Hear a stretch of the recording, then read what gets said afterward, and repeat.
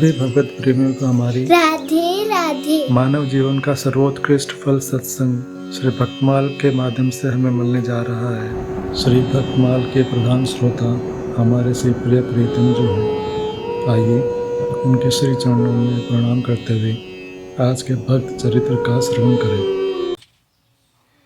श्री यमराज जी, जिनकी जीव भगवान के मंगलमय गुणों एवं परम पवित्र नामों का वर्णन नहीं करती, जिनका चित्त भगवान के चरण कमलों का चिंतन नहीं करता, जिनका सिर एक बार भी श्री कृष्णचंद्र को प्रणाम करने के लिए नहीं झुका, भगवान विष्णु के पावन कर्मों से सर्वथा पृथक रहने वाले केवल उन दुष्टों को ही तुम लोग यहाँ अर्थात यमपुरी में लाया करो।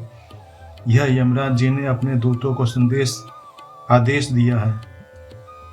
जब भी यमदूत हाथ में पास लेकर मृत्युलोक के मरणासन प्राणियों को लेने चलते हैं, तभी उन्हें पास बुलाकर उनके कान में यमराज जी समझाते हैं, जो लोग भगवान की कथा को कहने सुनने में लगे रहने वाले हैं, उनके पास तुम मत जाना, उन्हें तो तुम छोड़ ही देना, क्योंकि मैं दूसरे सब प्राणियों को कर्म का दंड देने वाला स्वामी हूँ, पर भगवान के भक्तों को दंड देने की शक्ति मुझ में नहीं है।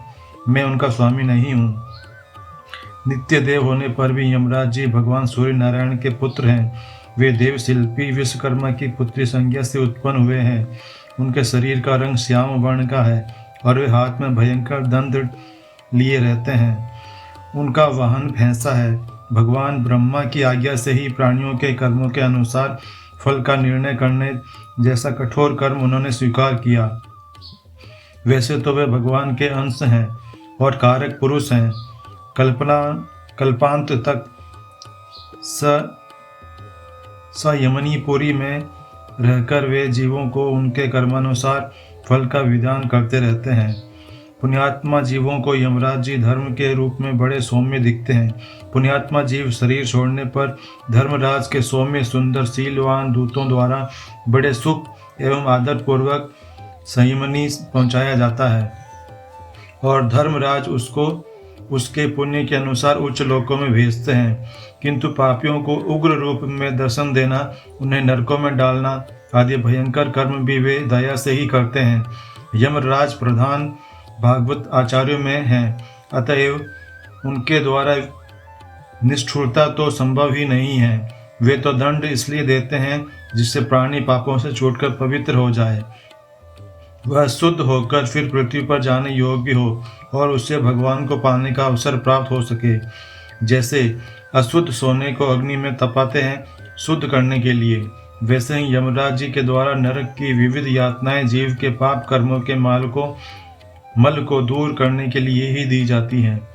यमराज जी ने अपने दूतों को भक्ति तत्व का उपदेश करते हुए कहा है, जीव के समस्त पापों को दूर करने के लिए इतना ही साधन पर्याप्त है कि वह भगवान के दिव्य गुण मंगलमय चरित्र एवं परम पावन नामों का कीर्तन करे।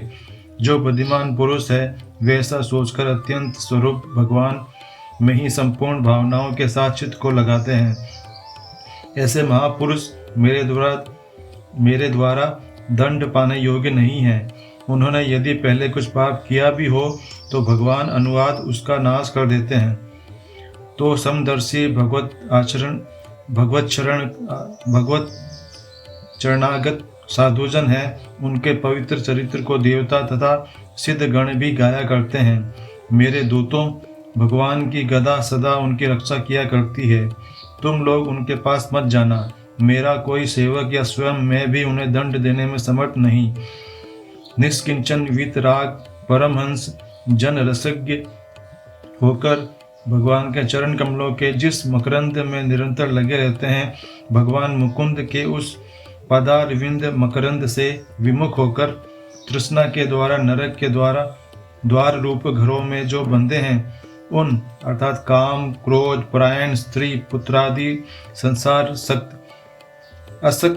असत पुरुषों को ही तुम लोग यहाँ अर्थात यमपुरी में लाया करो।